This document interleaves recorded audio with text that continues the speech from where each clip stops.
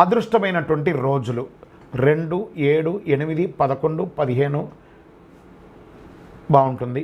చంద్రాష్టమం September 26, 9వ నెల 2024 5 గంటల 12 నిమిషాల నుండి 29/9/2024 3 గంటల 38 నిమిషాల ఉదయం వరకు చంద్రాష్టమం ఉంటుంది.